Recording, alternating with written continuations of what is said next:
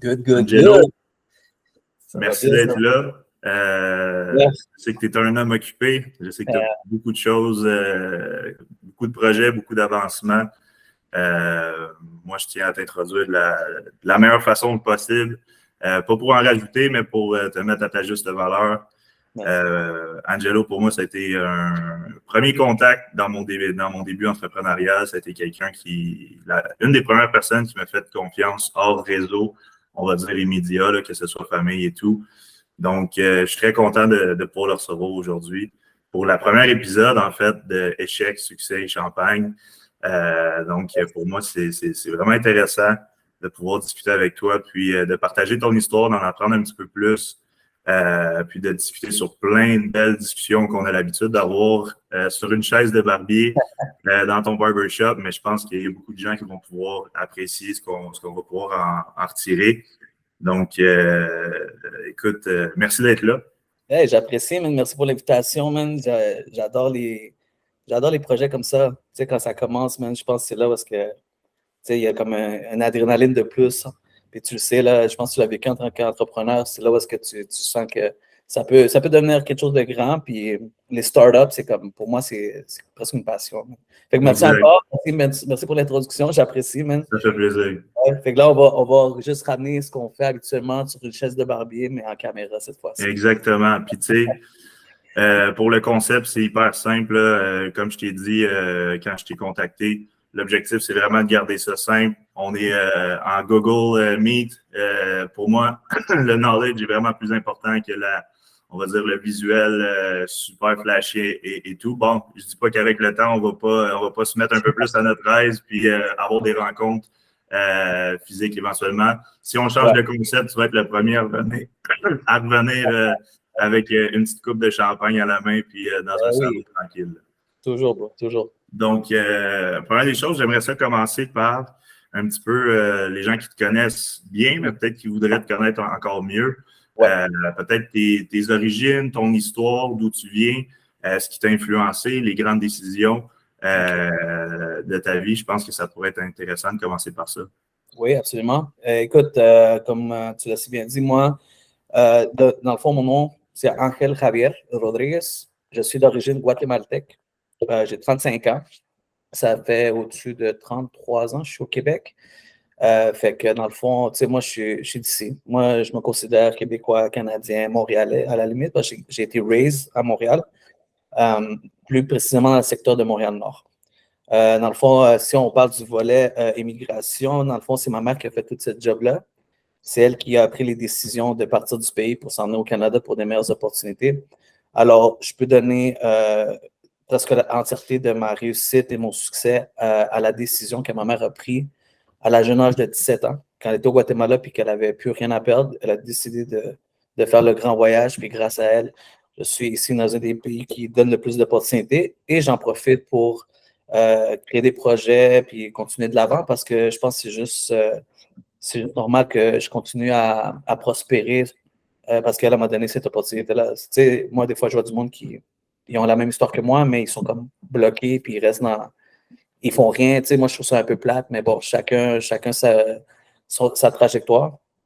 As far as business, est-ce que tu veux qu'on rentre dans le volet business ou tu veux que je continue encore de voir ce que. J'aimerais savoir un petit peu, justement, quand tu dis que ça t'a influencé, c'est de voir sa mère, justement, avoir la drive. La drive de, justement, venir créer une vie meilleure pour ses enfants. Ses enfants ou son enfant, vous êtes? On est deux. Donc, ses enfants, ce sentiment-là qu'elle t'a retransmis, ce blessing-là, quand même, comment ça se retransmet dans tout ce que tu fais et dans tous tes projets aujourd'hui? Ben, moi, je pense que c'est de là où est-ce que ma drive initiale puis mon fearless mind est, tu vois. Comme je t'expliquais tantôt, ma mère et moi, on a vécu très humblement. Ma mère était peut-être pas l'entrepreneur, mais peut-être la survival, tu vois, elle comment se démerder. Elle n'avait pas les connaissances pour m'amener dans cette vie d'entrepreneur, tu sais, mais elle m'a donné le core, tu vois, comme le squelette, les os de comment survivre s'il y a des bad trips. Fait que moi, là, comparé à d'autres personnes qui ont, tu sais, qu'on va dire qui ont vécu d'une autre façon avec de l'argent et tout, ben moi, si je tombe, je panique pas. Comme je sais quoi faire, je suis un survivant à la base, je suis alerte. Écoute, j'en ai fait pendant ma vie qui ont fait en sorte parce que des fois, j'avais besoin de ces capacités-là que ma mère m'avait transmises. Et après, c'est là où est-ce que moi, j'ai décidé de dire, OK, comme, bon, j'ai ça c'est le volet 1. Le volet 2, c'est entreprendre ou devenir un businessman. Ou, Ouais. Il y a eu une évolution, right? Et l'évolution, parce que moi, si on parle d'école, si on parle de trajet scolaire, ma mère m'a souvent dit, écoute, mon fils, finis au moins ton secondaire 5. Fait que c'est ce que j'ai fait, tu sais. Mais j'avais pas cette... pour moi, c'était pas une nécessité d'aller au cégep puis à l'université. Fait que j'avais déjà comme un esprit très créatif. Comme les profs à l'école, à chaque fois, ils me disaient, t'es lunatique. Parce que j'étais toujours dans l'une en train de penser à des projets ou à d'autres choses. Je ne me rappelle même plus exactement à quoi je pensais, mais comme maintenant, je peux te dire, j'ai mis ce mot-là sur moi, genre, je l'aborde, je suis visionnaire. Ouais. Ouais, je suis visionnaire. Puis, si je l'ai remarqué, maintenant, à 35 ans, je suis un homme quand même assez défini, puis je peux te parler de mes qualités, mes forces et mes défauts. Et mes défauts. Ouais. Fait que c'est ça, c'est pas mal ça pour qu'est-ce qui est de ma mère, tu vois. Comme... Parfait. Puis qu'est-ce qui. Est-ce que tu penses que d'avoir vécu quelque chose de. Je dirais pas nécessairement. Ben oui, quand même un enfance. Assez humblement, on va dire que c'est pour adoucir, on va dire, la réalité. Mais est-ce que tu penses que justement, cet environnement-là t'a forgé à être capable de planifier un way out ou planifier justement une vision qui était meilleure pour toi et ta famille? Est-ce que tu penses que ça vient de là? Je pense que ça l'a tout fait. C'était ce moment-là qui a fait en sorte que je me suis posé plusieurs questions à genre entre le 17-18, genre. Qu'est-ce que je voulais pour ma vie? Je me suis toujours vu vivre confortablement, puis, tu sais, comme moi, le capitalisme, je l'aime bien. Je ne suis pas le capitaliste extrême, mais je danse avec, je flirte avec. Fait que moi, dans ma vie, je me suis dit, check, je vais être bien, je vais avoir mes affaires, mes petites bébelles comme tout le monde, mon bateau, ma mention. J'avais une vision de la vie dans ce temps-là qui était ne pas finir dans ce quartier-là. Mais, Don't Get Me Twisted, ce quartier-là m'a montré comment être un entrepreneur check, on va aller un peu plus raw de la rue. Dans le street knowledge. Fait j'ai quand même fait des affaires quand j'étais plus jeune, que je ne suis pas plus fier, que je conseille à personne, mais qui m'ont appris à devenir comme un entrepreneur d'une certaine façon. Puis, c'était comme un aquarium. Tu sais, dans le fond, le Montréal-Nord, si on parle de Montréal-Nord, de où est-ce que je suis sorti, parce que ça, c'était mes âges quand même assez définis de 13 ans à 18 ans, c'est comme un gros aquarium, puis il y a des piranhas. C'est même pas des sharks, c'est des piranhas, parce que tout le monde veut manger sur la tête de l'autre, tout le monde veut gagner. Personne ne veut se voir gagner. Tu sais, c'est vraiment un environnement très, très néfaste. Puis si tu restes là-dedans, tu deviens un produit de l'environnement.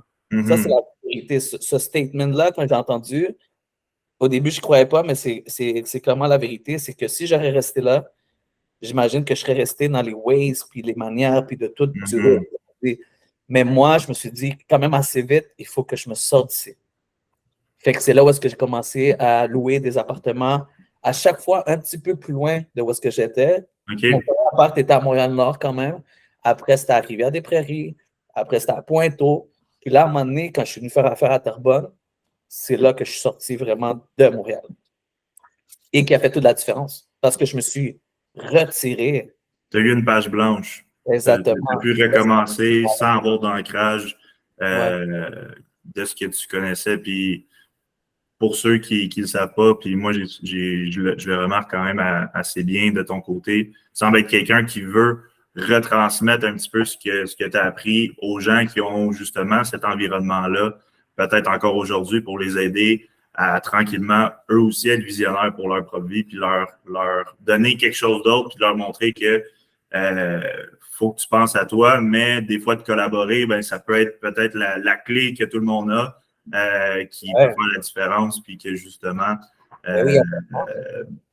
Mais au moins de leur donner un exemple différent, que toi, tu aurais peut-être aimé avoir si je ne me trompe pas. pas. Pour compléter ton statement, c'est carrément, moi, j'ai cogné à des portes entre 18 et 25, là, puis des fois, c'était des noms catégoriques, c'était des « je ne veux pas t'aider » ou « je ne peux pas t'aider ». Fait j'ai dû bâtir ma propre porte, ou sinon, quand tu m'ouvrais à peine un peu la porte, puis je pouvais juste mettre mon épaule dedans, je la défonçais, là, tu vois. Fait que moi, j'ai dû apprendre beaucoup d'affaires par moi-même. Maintenant, moi, j'ai toujours été un giver. On en parlera plus loin, mais le monde qui sont autour de moi, puis des fois, je vois des jeunes qui ont la même énergie que moi à ce moment-là. Tu sais, les gars, maintenant, avec que je groom des fois, on va dire mes ambassadeurs, ils ont 16, 17, 18 ans. Puis à la place qu'ils fassent des mauvaises décisions, des conneries, mais je préfère leur donner le knowledge directement. Puis après, je leur dis, check, si tu fais ça, c'est A, si tu fais ça, c'est B.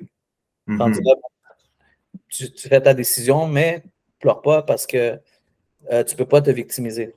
Exact. Tu respectes leur capacité à prendre des décisions, tu les informes, mais tu leur donnes le pouvoir entre les mains quand même de dire c'est toi qui décides, je ne le ferai pas pour toi, puis je t'empêcherai pas de rien faire, mais sache que j'ai déjà marché ce chemin, puis je connais un petit peu à quoi le scénario peut ressembler d'un côté comme de l'autre. Right? Exactement. That's it.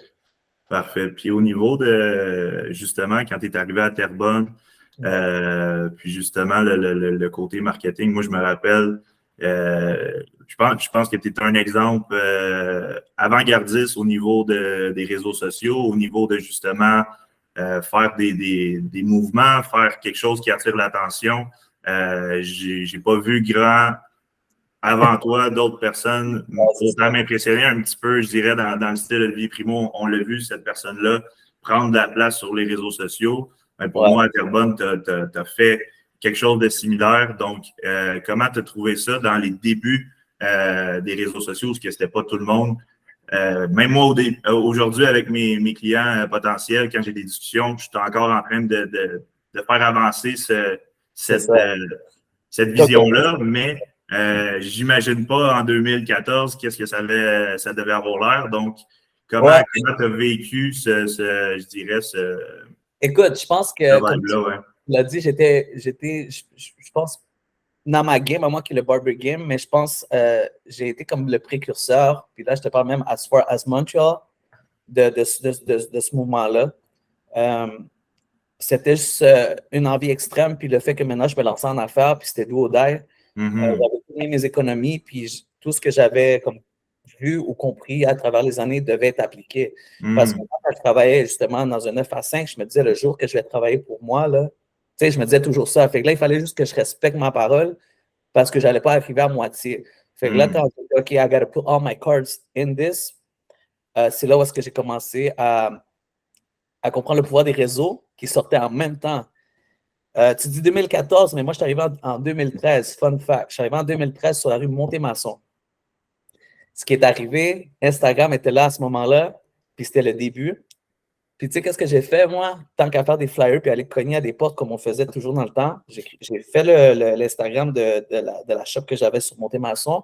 J'ai mis toutes les informations que je voulais qui pop dans ta face, qui étaient comme l'adresse, et qui disait aussi New Barbershop Terrebonne en majuscule. Puis dans ce temps-là, rappelle-toi que maintenant, c'est comme tu follow trop de monde, c'est comme t'es weird. Dans ce temps-là, tu sais que j'ai dit fuck that shit. J'ai fait la géolocalisation Terrebonne. Je pense que j'ai follow genre au-dessus de 1000 à 2000 personnes cette semaine-là. Le bon vieux temps. Toi qui étais chez toi, qui venais d'installer Instagram, tu reçois la notification, tu vois le nom, tu cliques dessus, puis la première chose que tu vois, c'est Barbershop Terrebonne. Fait que juste là, je viens de. Même si tu ne vas pas venir, je viens de cliquer dans ta tête quelque chose, puis là, tu es comme à un moment donné dans une discussion en train de chiller avec tes gars, tu dis yo, j'ai vu un mec qui dit Terrebonne Barbershop. Là, les gars, ils font oh, toi aussi? Ouais, yo, puis next thing you know, the rest is history. Ça, c'était mon premier major move. Puis, je pense que je l'ai toujours eu en moi, le branding puis le marketing, tu vois. Fait que ça, c'est juste inné. Comparé à toi qui est vraiment dans ta compagnie, moi, je l'ai juste, tu sais, humblement, j'ai toujours eu un beau style, tu sais, du beau linge, du bon goût. Même toutes mes shops que j'ai faites, c'est moi-même qui ai tout fait de la décoration. Fait que je pense que ça, c'est un élément très important quand tu fais du branding marketing, c'est ta vision, puis c'est de la manière que tu es. Ça, c'est l'intérieur de toi qui sort à l'extérieur. Ben, tu es un artiste aussi. Je pense que avant de rentrer un petit peu dans le barber game, si tu peux nous parler un petit peu de les projets, je pense, dans le domaine de la musique et tout. Tu sais, je pense que ça se retransmet aussi à travers comment tu as fait évoluer tes entreprises. Si tu peux nous parler un petit peu de du volet musique. Ce volet-là, justement, de ton parcours. Oui, alors le volet musique est quand même assez. Il a été très, très, très important dans ma vie parce que de 15 à 25 ans, j'ai produit de la musique. Je vais vous donner juste quelques noms de programmes. Fruity Loops est venu changer ma vie. C'est un programme parce que ça facilitait à un producteur de faire de la musique. C'était plus genre des. Tu sais, moi, bizarrement, on appelle ça l'oreille musicale. Je ne sais pas toucher le piano, je ne sais pas jouer de guitare, mais je suis capable de composer de la musique pour que ça sonne bien. C'est un don très rare. Fait que moi, je pense que c'est peut-être de famille. Mes grands-parents, ils jouaient de la musique et tout. Fait que ça m'a. Écoute, ça m'a permis de me développer en tant qu'artiste, comme tu l'as dit.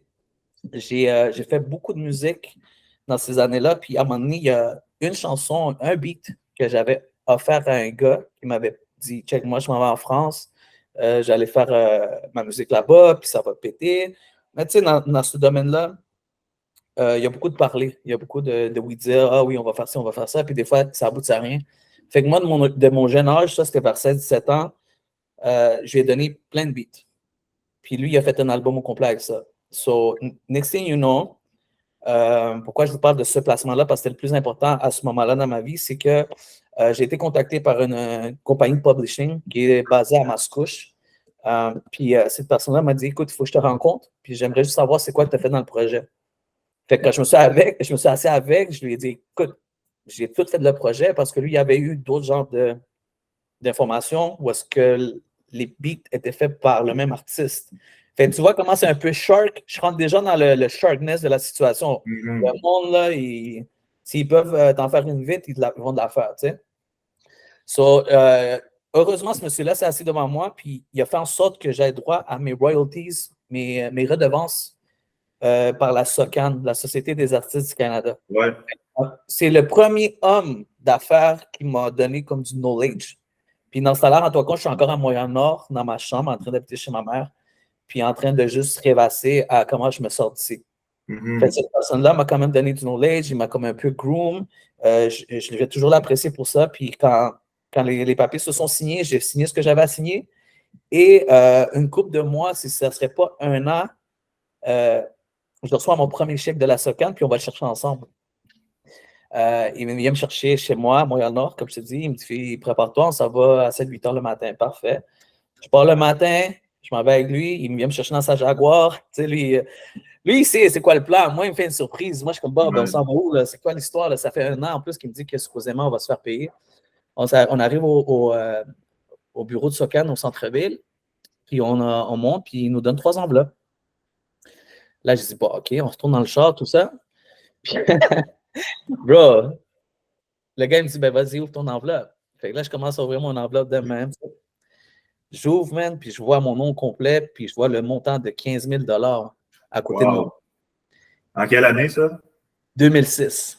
Wow. 2006. Là, je suis... Yo, mais check ça, check l'insouciance du petit cul. Je le regarde. Ouais, je capote. Dans ma tête, je capote. Je ne montre pas trop. Je ne suis pas en train de sauter, mais je suis comme, what the fuck? Puis là, je me retourne. Puis la première chose que je trouve à dire, c'est, mais j'ai pas de compte de banque pour changer. So, je suis comme... Mais c'était un détail. C'était juste comme.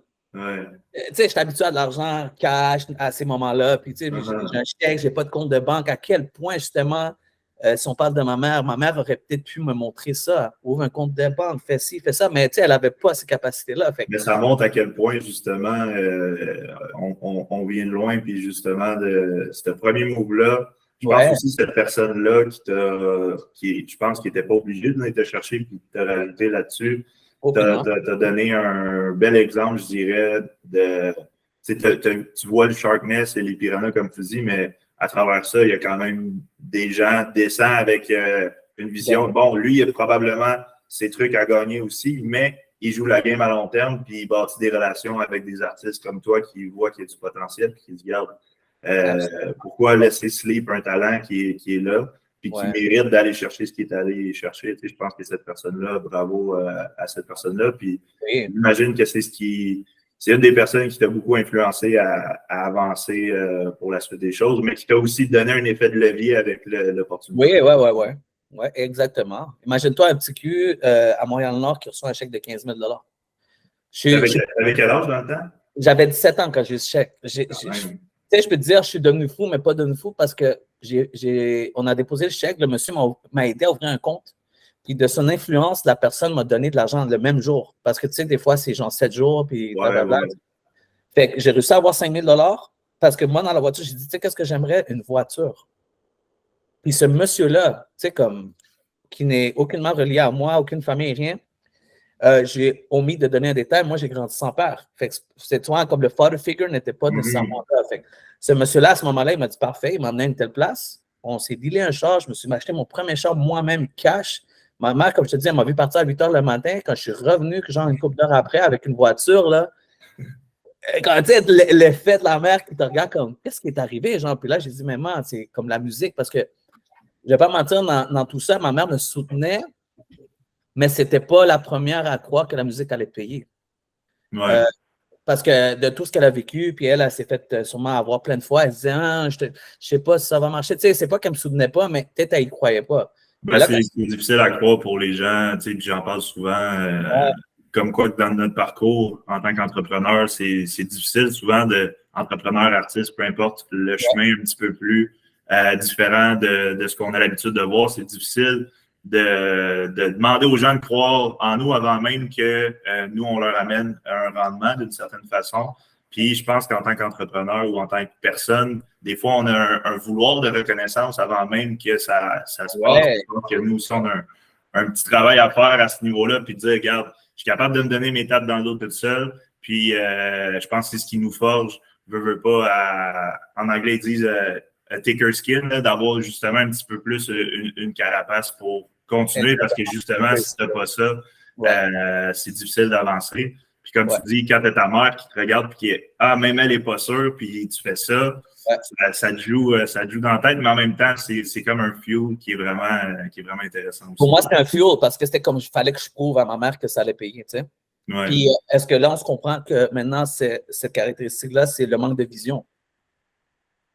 C'est là où est-ce que toi puis moi, genre, on se connecte beaucoup, c'est qu'on est des visionnaires, puis on veut amener, toi, tu vas amener tes clients à l'étape de regarde, ça peut aller loin, mais le client va sûrement te dire ouais, je crois pas, ouais, OK, ça va-tu donner un résultat la semaine prochaine? Tu es comme non, c'est à long terme, ça peut prendre du temps, mais le jour où ça va payer, ça va payer. Fait que moi, quand j'étais dans ma chambre en train de faire des beats, je rêvassais, tu vois, comme c'est pour ça le mot lunatique qui revient souvent dans ma vie. Genre, moi, j'étais en train de faire des beats, puis je me voyais sur des stages.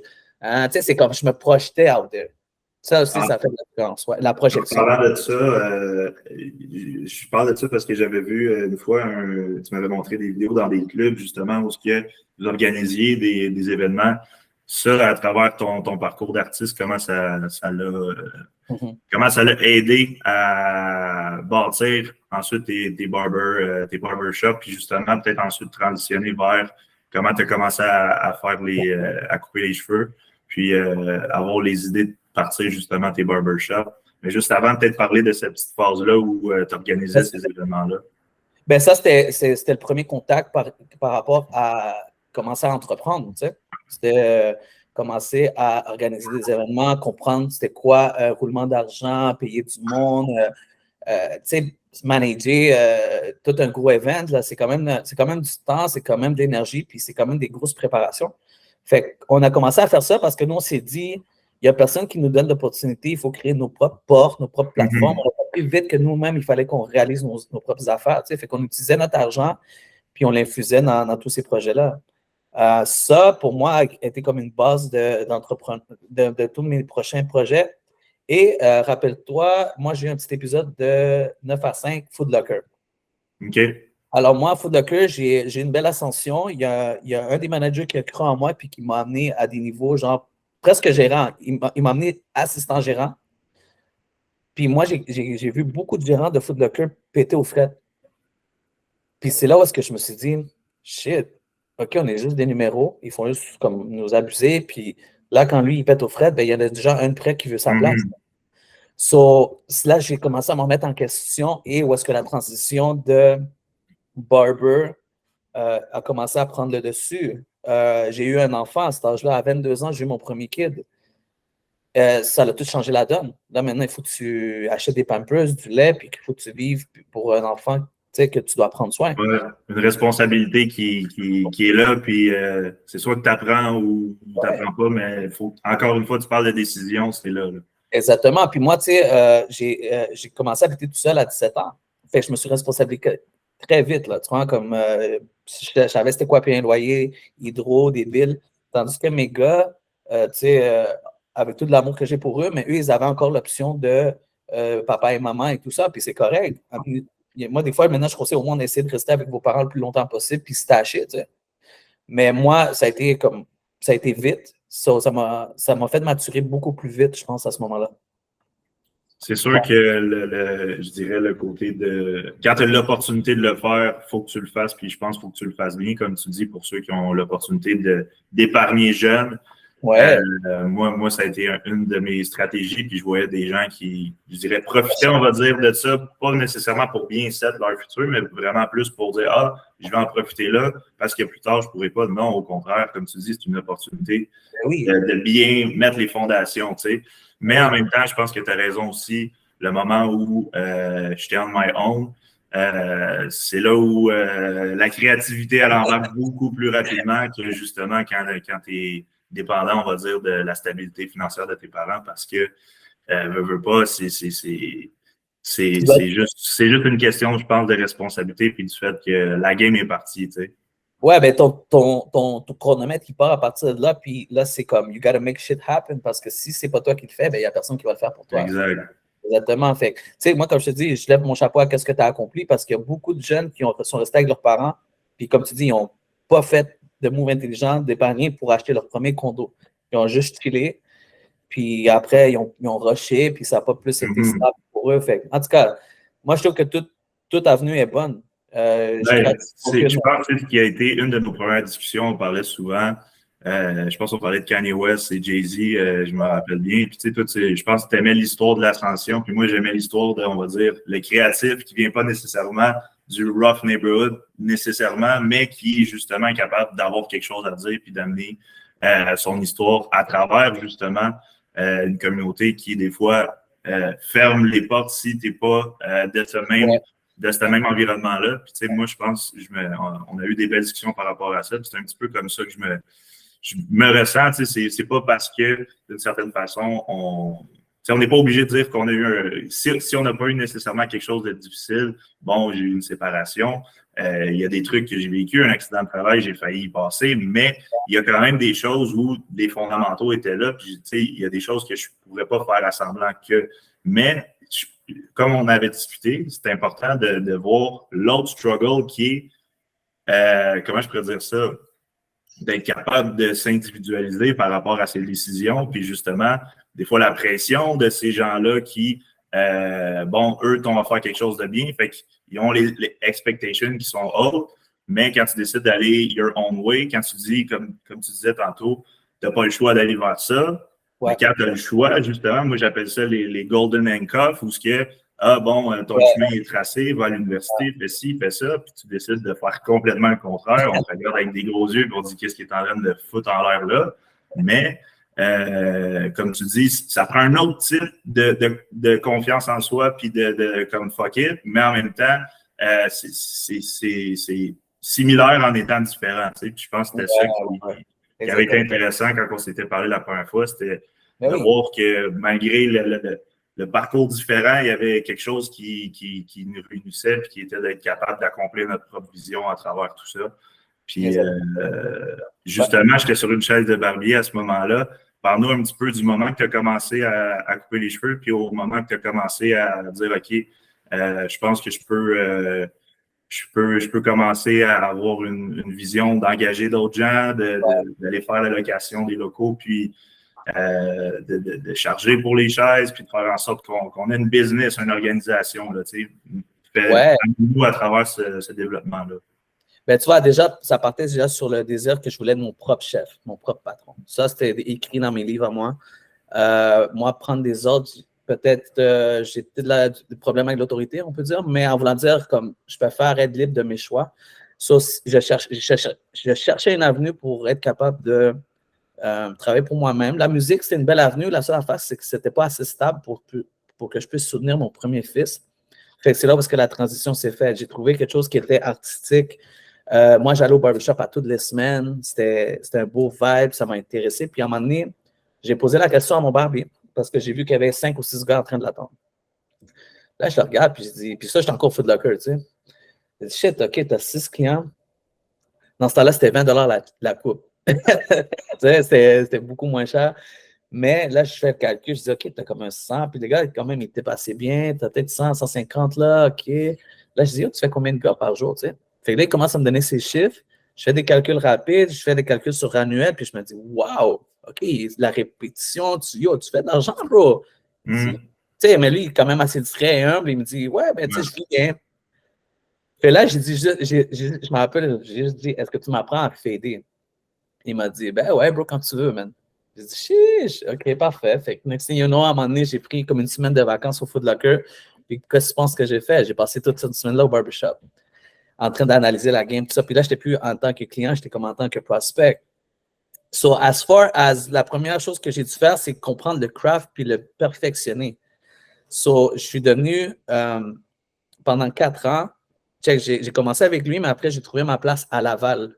Puis c'est de là que je peux te dire que j'ai été un élève, un apprenti. Mes masters viennent de là. Moi, tu sais, je suis capable de donner crédit, puis je suis capable de donner respect à ces gars-là qui m'ont tout appris au niveau du barber game. So, quand j'arrive à Laval, je vois un shop typiquement latino. Tu sais, ça rentrait dans mes cordes. Tu sais, moi, je suis très, très latino, que tu vois ou pas, même si j'ai grandi ici, j'écoute ma musique en espagnol, tout ça. Puis, tu sais, j'aimais le vibe, tout ça, mais c'était comme, on va dire, une shop très sur le rough. No branding, no, tu sais, les genres de shop un peu genre délaissés, mais qui font de l'argent. C'est ça. Il y avait beaucoup d'argent à faire dans cette place-là. J'ai tout appris. Les gars m'ont montré à devenir le meilleur barber à ce moment-là sur 4 ans. Je ne voulais pas nécessairement ouvrir quelque chose. J'ai comme été poussé vers là. Je pense que j'aurais pu rester encore barber pendant une couple d'années peut-être, mais il y a eu une situation qui a fait en sorte qu'on vienne ouvrir la première shop avec eux. Fait que moi, dans le fond, pas qu'on m'a obligé, mais on m'a dit, check, si tu ouvres une franchise pour nous, nanani, choisis ta place, choisis ta ville, on va aller avec toi, on va te backer, tout ça. Fait que ce qui est arrivé, c'est qu'on m'a donné beaucoup de promesses. Puis basé sur ces promesses-là, moi, j'ai dit, OK, je vais faire le saut, mais j'étais bien où est-ce que j'étais. OK. Fait que j'ai comme été poussé dans cette vie-là de OK, let's do business. Mais là, ça fait 4 ans que je coupe les cheveux.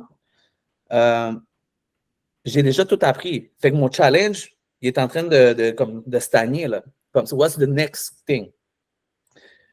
Quand ils m'ont poussé à ouvrir, ben c'est là où est-ce que j'ai pas eu le choix de devenir le gars que je suis maintenant, l'entrepreneur, visionnaire, branding, marketing, je mets les tout là-dedans. Puis c'est là où est-ce que je me suis dit, OK, je vais prendre votre branding, votre logo, laissez-moi take care de cette partie-là de la business. Puis moi, j'étais très loyal à l'équipe. Je voulais rester avec leur bannière. Là. Tu vois, c'était des gars que je respectais beaucoup.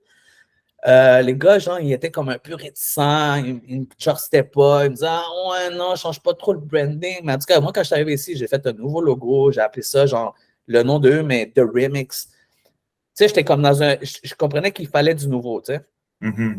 Fait qu'eux, par le manque de vision, sur cette année-là, on a juste fait du copy-paste de ce qu'on faisait à Laval. Fait que moi, je me suis senti stagné, là, comme je suis comme, OK, je suis encore en train de faire la même chose. C'est correct, mais là, en même temps, on m'ouvre une shop, puis on me place là, puis c'est tout seul. Les gars m'ont délaissé. Fait que toutes les promesses qu'ils m'avaient données, il y en a beaucoup qui n'ont pas été respectées. So, je reste là, puis tu sais quoi, je commence avec un premier barbier. Il y en a un qui m'appelle sur Instagram ou Facebook dans ce temps-là, il me dit, yo, as-tu besoin d'un barber? Je dis, ben oui, viens-t'en dans l'équipe. Fait que j'en trouve un, j'en trouve deux, j'en trouve trois. Fait que là, à un moment donné, il y a un de ces barbers-là qui me regarde et il me dit, bro, je vois que les gars ne sont jamais ici. Comme, c'est quoi ton entente? Genre, je suis comme, ah ouais, c'est pas trop clair, tu sais, c'est des paroles.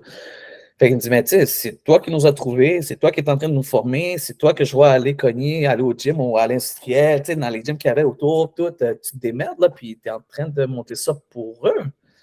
Là, je me suis remis en question, puis je dis, c'est vrai, bro, je pourrais être tellement en train de faire ça pour moi-même, tu sais. Fait que c'est de là où est-ce qu'on a pris la décision d'ouvrir le Prestige en 2014, qui était le 10-24, du Prix des Seigneurs. Puis c'est là où est-ce que j'ai mis le paquet. Puis la seule motivation, l'élément déclencheur de où est-ce que j'ai commencé à vouloir faire de la business avec ça, c'est que quand j'étais aux States pour la première convention de Barbie qu'il y a eu à Miami, j'ai été voir que là-bas, les Latinos avaient des belles shops, avaient la vision, avaient des shops clean. En tout cas, c'était beau. Fait là, moi, dans ma petite mentalité de Montréal, je suis enfermé, je suis déjà arrivé à mes limites. Là, je sors du pays. J'ai dû aller voir dans un autre pays qu'est-ce que les gars ils faisaient, puis j'ai compris que c'était encore plus gros que qu'est-ce que je pensais. Fait que moi, je reviens, même, je suis gonflé à bloc, je commence à faire mes petites économies. Je dis aux gars, est-ce que vous êtes prêts? Parce qu'on va sûrement faire un major move. Les gars, peut-être au début, ils ne me croyaient pas trop, mais là, le jour que je suis venu et que j'ai signé mon contrat avec le nouveau local, j'ai juste dit aux gars, yo, c'est on. C'est comme ça part là. Puis le local, rappelle-toi, hein, je pense que tu te rappelles du local, il était grand. Hein? Il était très, très grand. Puis même moi, quand j'avais vu le local au début, j'étais comme, wow, this is too big for me. C'est trop gros pour moi. Puis à la fin, vers les dernières années, vers 5 ans, c'était rendu, yo, c'est trop petit pour moi. Il y a eu une évolution. Ça faisait peur, bro. Ben oui, c'est un leap of faith, là, tu sais. Exactement. Tu sais, c'était comme, si c'est pas assez grand, puis si ça fait pas peur, c'est pas un bon projet. Il faut que ça te fasse peur. Parce qu'après, tu vas partout. Mais tu sais, il y a quand même un contrôle. Oui, c'est ça. C'est juste le milieu entre les deux. La pilule bleue, la pilule rouge, on les prend les deux en même temps. Là. Exactement. Fait que tout ce que je faisais as far as branding marketing a été appliqué à partir de là, Puis au niveau de comment tu évaluerais justement ce positionnement-là, cette acquisition de savoir-là externe qui était les États-Unis, qui, eux, on va se le dire, là, c'est des meneurs de fil en marketing. Là, pour moi, je veux dire, il n'y a personne qui market mieux que les USA. Donc, ils ont beaucoup de qualités, ils ont beaucoup de défauts, mais on ne peut pas dire qu'ils ne marketent pas bien. Donc, ça, c'est quelqu'un qui dit le contraire. On va avoir une longue discussion philosophique et de business, mais justement, de voir un petit peu eux avec un marché plus gros, avec justement des visions qui sont un petit peu avant-gardistes par rapport à ça. Toi, quand tu es revenu ici, j'imagine que ça t'a donné quelque chose qui t'avait vécu l'environnement, ça ressemblait à quoi? Tu sais, je pense que ça t'a donné, j'imagine, un point d'ancrage pour dire peut-être que les autres ne voient pas, mais moi, je l'ai vu, tu sais, d'une certaine façon. Oui, absolument. Fait que, tu sais, comme si on peut mettre une suite à ce que je disais, c'est que quand j'ai vu ça, moi, j'ai collé, tu sais, j'ai lu un livre qui disait « Donne-toi des petits goals puis des longs goals ». Fait que là, à un moment donné, j'ai dit « Bon, moi, dans ma vie, je veux 5 barbershops ». J'avais 26 ans quand j'ai ouvert, avant 30 ans. J'ai juste collé ça de même.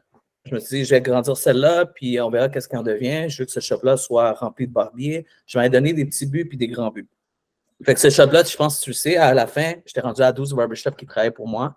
Je louais des chaises, puis il y avait des chaises à pourcentage.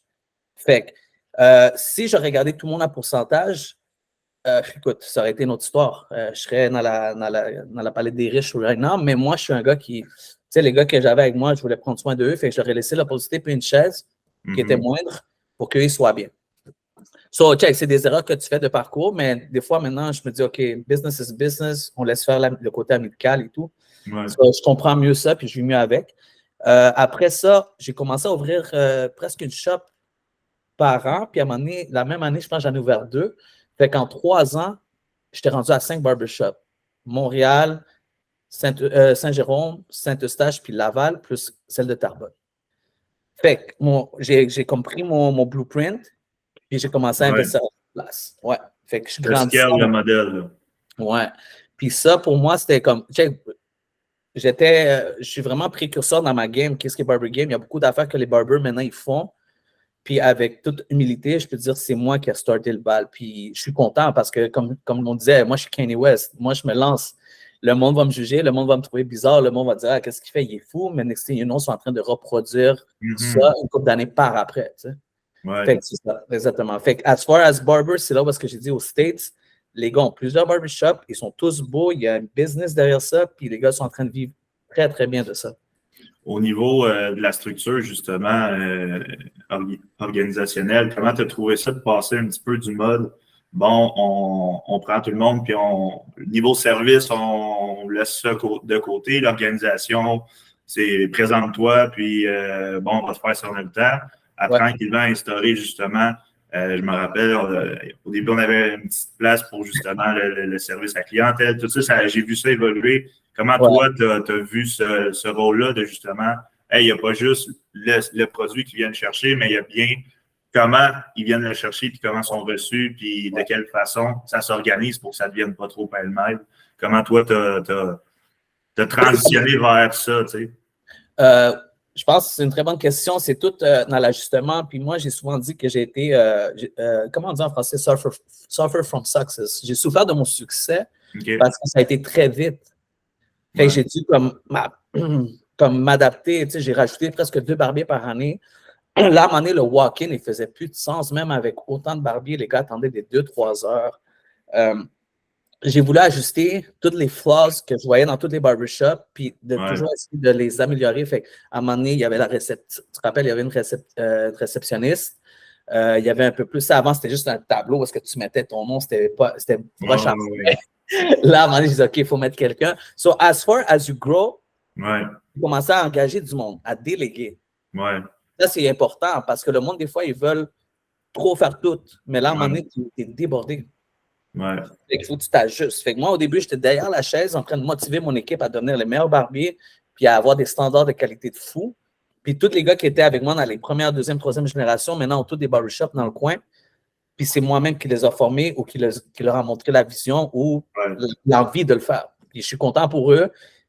Dans le fond, moi, j'ai toujours dit, je crée des boss. Je crée des leaders. Je crée des gars qui sont capables de se lancer en affaires. Il y a du monde qui vont juste créer des employés, tu sais. C'est un couteau à double tranchant, mais en même temps, je pense que ça te force à grandir encore plus vite en tant que leader parce que quand, on va dire, tu es sécurisé parce que tu as juste créé des employés, ben tu arrêtes de grandir. Tandis que quand tu crées des leaders, il faut que tu deviennes un leader de leaders, ce qui devient un autre game, tu sais. Exactement. Fait que là, tu as des plus grosses têtes, des plus gros égos, tout à gérer. Puis c'est correct, it's part of the game.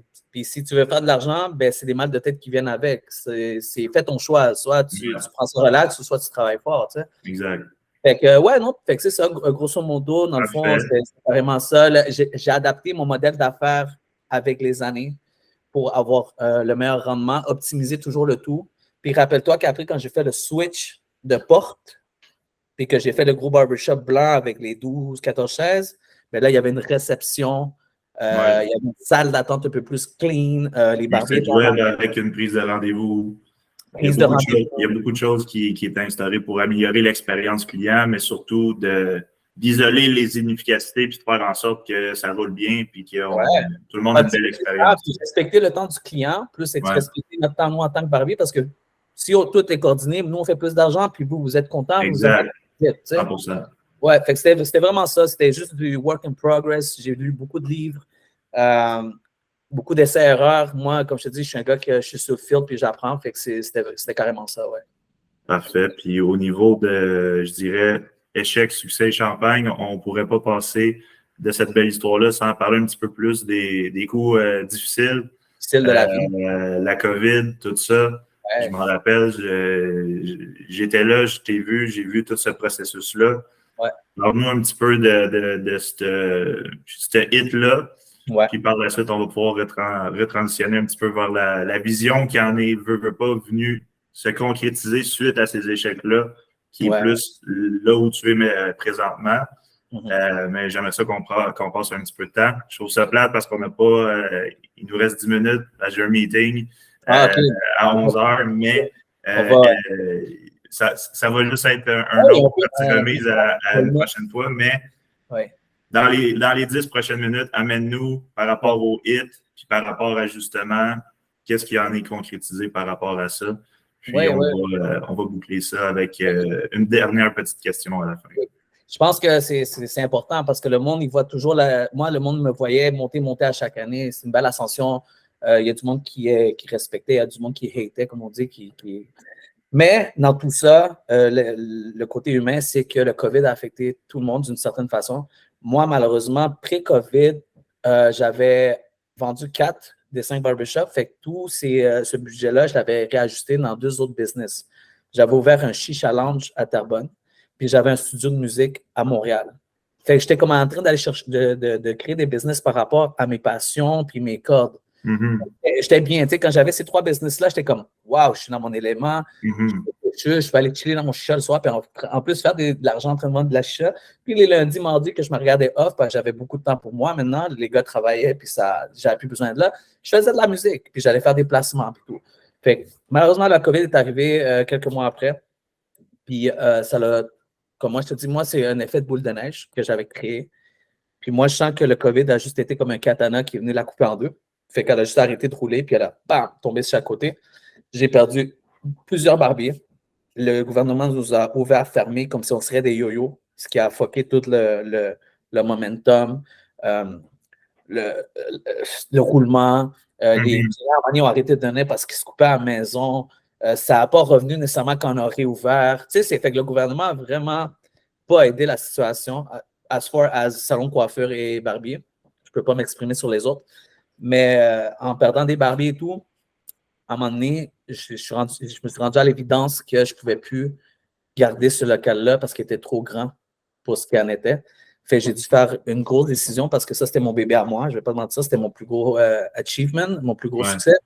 J'ai dû tirer la plug, mais je me suis trouvé comme un genre de bouée de sauvetage, peut-être, un side project qui était un studio pas trop loin de la même place. Et j'ai quand même redirigé qu'est-ce qui restait de mon gâteau à cette place-là. Et jusqu'à maintenant, ça fait 2 ans. Écoute, tout va bien. Tu ne peux pas te remettre directement semaine ou mois par après dans le même genre de success. Ça peut prendre. Moi, ça fait 2 ans que je suis encore en train de pas patiner parce que pour le reste, je vis bien, ça paie mes affaires, tout ça. Malheureusement, j'ai dû retourner derrière la chaise. C'est ça, là ça joue sur mon temps. Je suis un gars de projet, fait que là, maintenant, ce que je dois faire, c'est optimiser mon temps comme barbier, puis toujours continuer des nouveaux projets. Puis là, j'ai plusieurs projets qui sont sur la table pour les années à venir. Ça peut prendre des fois des années. Des fois, je souhaite à tout le monde, ça peut être des mois, là, mais habituellement, se remettre sur un crash comme ça, comme le COVID, peut te prendre entre 2 à 5 ans, facile. Ouais. Puis, il y a un proverbe chinois qui dit crise veut aussi dire opportunité. Peut-être pas un proverbe, mais bref, quelque chose qui ressemble à ça. Comment toi, ce moment-là de peut-être te défaire de tout ce qui était, oui, tu avais un momentum, mais la roue, un coup qui est partie, c'est difficile de l'arrêter, même si on se rend compte que c'est peut-être plus ce qu'on voulait. Comment toi, tu as vu peut-être cette crise-là, mais aussi cette opportunité-là de remanier un petit peu ce qui était plus nécessaire avec des problèmes que peut-être, pas, exemple, tu disais la rétention des barbiers, c'était difficile. Mais là, au moins, on va dire que ça allait exposer le problème de façon très concrète. J'imagine que ça a été une belle opportunité pour toi de vraiment remanier un petit peu ta façon de voir les affaires, puis d'enlever du risque pour toi, puis de commencer à travailler sur des projets peut-être avec plus d'upside, puis moins de risques par rapport à où ce que tu t'en allais déjà, un petit peu par habitude, on va dire. Ouais, ben tu vois, dans ce temps-là, j'étais dans la mentalité go big, think big, là, tu vois. Fait que c'était vraiment le plus gros shop, le plus de barbiers possible. C'est nice parce que oui, ça a fait beaucoup de revenus, puis ça fait des beaux chiffres. Là, maintenant, le fait que j'ai rétréci, puis que maintenant je suis rendu à 2-3 barbiers, tu sais, c'est comme sur le moral, ça a été hard, mais j'ai réussi à traverser ça. J'ai travaillé sur moi, je me suis laissé le temps de vivre ce que j'avais à vivre. Puis là, comme ma tête, elle est claire, là, je prends soin des petites affaires. Peut-être avant, je négligeais, tu sais. Fait là, maintenant, tout ce qui reste autour de moi, je me dis, waouh, je dois chérir ces affaires-là parce que c'est ça qui m'a permis de traverser ma petite mauvaise phase. Fait que maintenant, c'est vraiment mettre l'amour aux bonnes places, sur les bonnes personnes qui sont avec toi. Puis, comme tu disais, maintenant, les projets, maintenant, ça me permet aussi de peut-être être plus flexible dans mes projets familiales. Parce que j'ai des enfants par après aussi, j'en ai 2 autres. Puis aussi sur d'autres projets comme la musique et tout. Fait que là, maintenant, je suis en train de remanier le tout pour voir quel projet pourrait être intéressant pour le prochain 5 à 10 ans. Ouais. Merveilleux. Parle-nous un petit peu de la vision pendant un pitch de 2 minutes et demie environ pour nous dire où ce qu'Angelo s'en va dans les prochaines années. Moi, je te crois en tant que visionnaire. Il y en a d'autres qui vont en douter, mais on t'écoute. Ah, ben écoute, ça va être c'est une entrevue qu'on va pouvoir ressortir dans 10 ans. J'ai 35 ans. Avant 40 ans, je vais être millionnaire parce que c'est quelque chose que j'allais accomplir, c'est juste qu'à cause de COVID, bien sûr, je me donne 5 ans pour peu importe le projet, que ce soit barber, peu importe la vente de produits, je crée une marque ou dernièrement, je pensais beaucoup à la musique, développer des artistes et tout ça.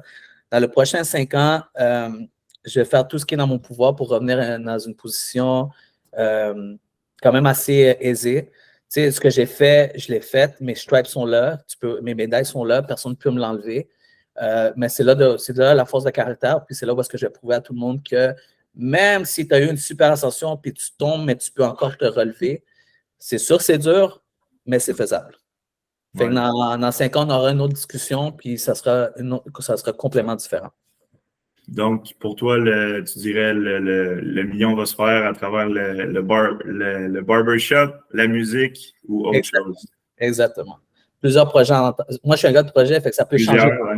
Ça peut changer aussi, mais pour l'instant, on parle de musique. On est encore en train de positionner. C'est correct, je respecte ça. Puis je te souhaite tout le succès que tu mérites. Puis merci encore une fois de ton temps. Moi, je suis très content de t'avoir reçu. Puis je pense que ça fait vraiment une belle première épisode. La dernière petite question. Guillaume Champagne-Thibault, marketing Champagne, échec, succès, Champagne pour moi. La dernière question est simple. Pour toi, la définition de... Tu sais, le champagne, pour moi, c'est quelque chose qui célèbre le succès, c'est quelque chose qui est très festif. Un coup que tu vas avoir accompli ce succès-là, toi, qu'est-ce qui est, je dirais, la petite récompense qui ne sera peut-être pas un verre de champagne, mais qui va être pour toi un symbole que tu es rendu où tu es rendu? Qu'est-ce qui va représenter ça pour toi? Est-ce que ça va être le temps que tu vas avoir? Est-ce que ça va être le type d'activité que tu vas faire? Est-ce que ça va être quelque chose de plus matériel? Ça ressemble à quoi pour toi, ce symbole-là? C'est une très, très bonne question. Puis je pense que pour moi, où est-ce que je suis placé maintenant à ce moment-ci, et puis avec ma situation par rapport à mes enfants, c'est d'avoir comme un freedom, même que ce soit de mon temps ou de mon argent, pour que je puisse me concentrer sur mon legacy. Ouais. Mes enfants, c'est le futur. Je veux leur donner tout l'amour possible. Puis je veux les voir grandir bien. Puis je veux que c'est peut-être un jour, eux, ils ont les mêmes questions que moi, puis qu'ils n'aient pas besoin de passer par le rough path. Moi, je peux les accompagner puis leur dire va par là à la place. Ils doivent quand même apprendre de leurs erreurs, mais oui, le freedom, peut-être la tranquillité d'esprit. Ouais. Yeah. Good. So there you go. Hey, merci encore. J'apprécie. Ça fait plaisir. Puis merci encore une fois pour ceux qui veulent te trouver. Site web du barbershop, ton Instagram, TikTok. C'est facile, c'est prestigebarbier.com. Sinon, mon Instagram, c'est Angelo Prestige. Puis c'est pas mal les places où je baigne pour l'instant. Instagram, c'est pas mal la place. Fait que Angelo Prestige sur Instagram. Vous pouvez m'aider, vous pouvez me demander des questions. Ça va faire plaisir. J'aime ça aider le monde. Puis si vous avez des questions sur l'entrepreneuriat, soyez la bienvenue. Bon, ben, merveilleux. Merci à encore. la prochaine, tout le monde. Un gros merci, Angelo. On se voit bientôt. Puis, très content d'avoir été avec toi aujourd'hui. Yo, merci encore. Ciao. Bon frère.